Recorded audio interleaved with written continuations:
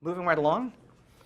One of the things that we're changing this time around in the class is we're going to introduce the idea of testing much, much earlier. And we're going to introduce the tool that we're going to use for a lot of our testing called RSpec. It actually is a descendant of some ideas that come from the Java community.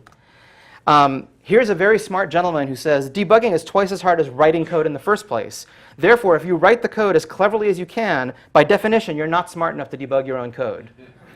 Very smart man. In case people don't recognize him, he is a Turing Award winner. Brian Kernighan is the co-inventor of the C language. You might have heard of it. It's one of the languages named after famous letters of the alphabet.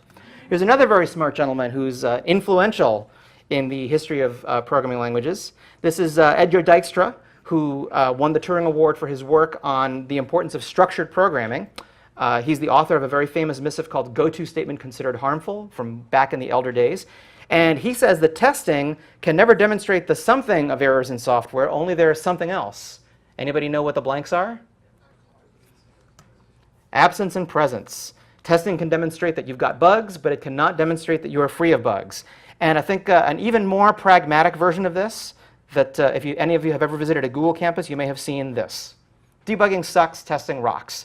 After 3 years of doing it myself, I could not agree more. So my goal by the end of this class is you will love testing. You will love Big Brother. I mean testing. You will love it so much. You will love it so much that just like you get that little dopamine surge when you get a Facebook message or a text, you will get a little dopamine surge when you see a test go from failing to passing. Believe it. In fact, as recently as 2010, there were surveys done that showed that a big problem with problems in finding major bugs in software didn't have to do with the quality of the code, but it had to do with the problems about the testing process, the way that testing was instituted in the organization. So my other goal is to make sure that when you come out of this class, you have none of these bad habits and that your habits about testing reflect best practices now. Testing is way more fun than it used to be. So what is testing like today? Well, we could start with what it used to be like. Before, some developers would finish the code, they'd throw it over the wall to the QA department, and then the QA staff would sort of manually exercise the software, they would poke at it, and then after a while they would sign off, looks good, then it would ship and there'd be a ton of bugs. Today, it's quite different. First of all, testing is part of every iteration. You're always testing. In fact, you actually would start out thinking, before you write your code, you're thinking already about how could I test this as I write it. So you test your own code, developers test their own code.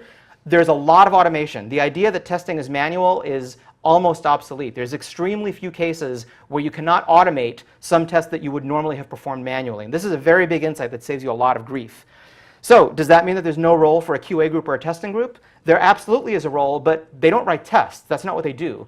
They're like consultants who help you make your code more testable and who improve the tools and the processes company-wide around testing. There's a kind of a famous figure that several years ago was floating around that Microsoft said that for every developer, they had one tester. There was a 1-to-1 ratio between developers and testers. And around last year, I asked some colleagues at Google, what is that ratio at Google? How many testers per developer do you have? And they said, well, it's about for every 10 developers, maybe, we've got one tester. Jaw drops to floor. Google, the home of reliable code that powers hundreds of millions of people's web activities. But it turns out that the testing engineers at Google don't write tests. That's the job of the people who write the code. The testing engineers make the testing environment better. So it's a really different view on division of labor. And the message is that software quality now is not just the result of one specific group saying we're the QA group. It's the process. The process has to involve developers from the very beginning.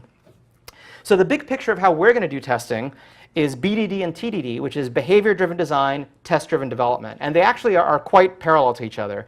Behavior-driven design says you sit down with the user and you develop stories, and we're going to call those the features you wish you had. It's how you wish the app would work, but you haven't written that code yet.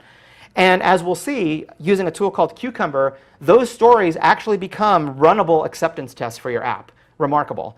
Now, once you've got a story for the feature you wish you had, the next thing you do is you think about, well, okay, how do I write the code to implement that feature? And the way I do that is I've specified in my user stories the steps that my app has to go through to implement that feature. And for each one of those steps, I'm going to write tests for the code that I wish I had. So I'm going from a feature I wish I had to the code I wish I had. What does this look like? Well, we start out with a Cucumber user story in which the very first step of the story immediately fails because it's asking to exercise functionality that by definition doesn't exist.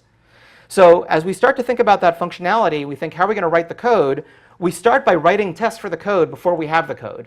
Of course, the test fails. It would be really cool if the test passed without having the code there. Our lives would be much easier, but that doesn't happen. So we have to work on creating the code until that test passes. It goes from red to green. And once we've done that, at some point we've implemented enough code that that entire step of the story is now green and passing. And now we go to the second step of the story. And that's how we do it. We do this loop several times until we've implemented the entire feature. And then we check it off and we deliver it to the customer.